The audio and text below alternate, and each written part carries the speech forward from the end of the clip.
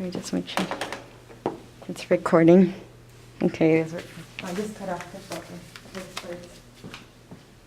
All right, so just to let you all know, this is an informative speech, so you will get some information. I mean, you will get some learning from this presentation. So hopefully it's useful.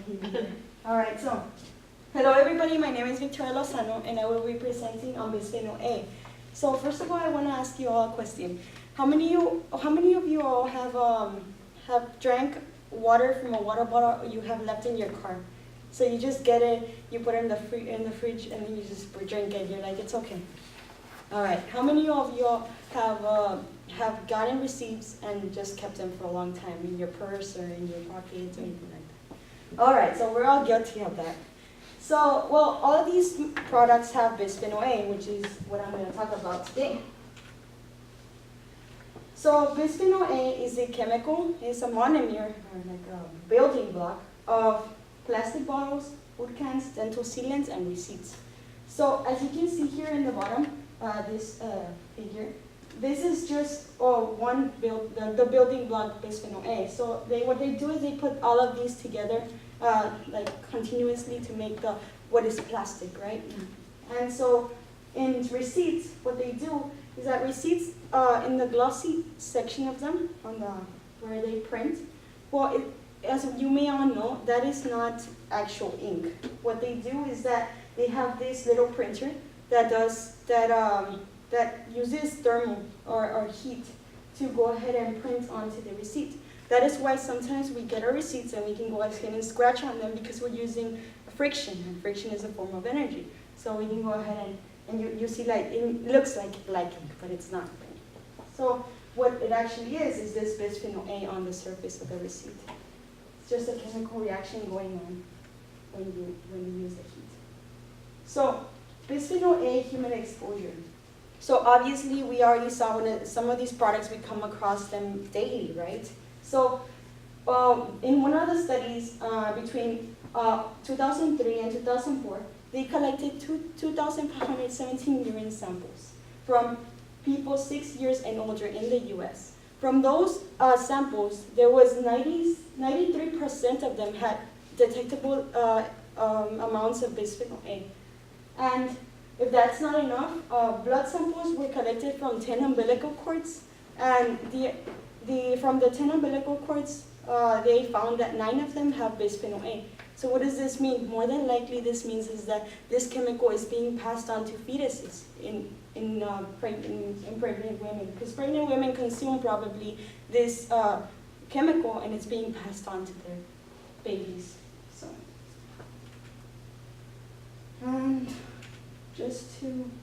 so what are the health threats? Well, one of the primary health threats of bisphenol A is that it's an endocrine disruptor. It mimics estrogen, the hormone estrogen. And so, unfortunately, this can lead to hormone imbalances. It can lead to infertility, early puberty, and reproductive cancers. So I have a picture here just to show you how similar bisphenol A is to estradiol. So it has a similar structure. And what it does is that you have the hormone here, and you have the endocrine disruptor. Since both of them look the same, the receptor in our cells recognizes the endocrine disruptor as if it was the hormone. So it induces that endocrine response that it's supposed to, and so it can cause any of these conditions that I mentioned, and it can also lead to reproductive cancers, as I said. So, just to recap on the endocrine system is a collection of glands, and these glands release the hormones, like estrogen or estradiol. And so estrogen is a chemical messenger that helps the body develop its reproductive system as well.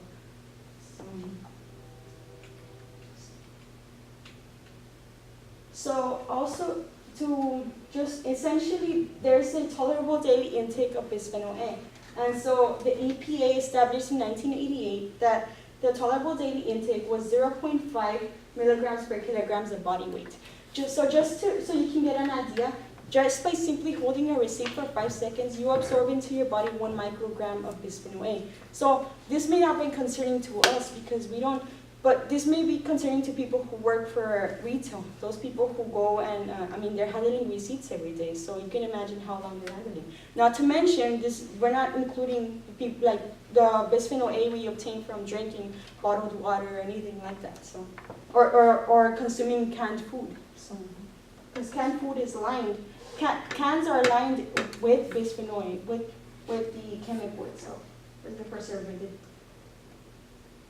So how do we avoid exposure? Well, the EPA has recommended to avoid canned foods, if anything. Do not use polycarbonate plastics or to warm food. So a lot of us use plastic Tupperware. We put it in the microwave just to heat our food, and that's not good because the bisphenol A is since it's in a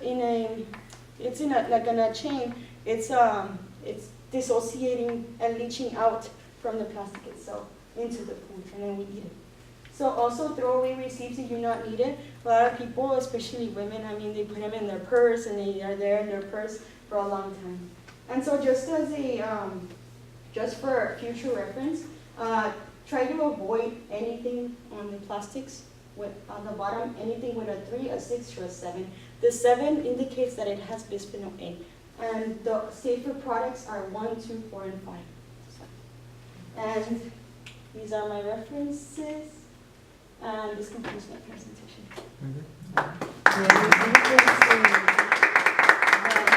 Thank you. Yeah. I'm going to wear gloves every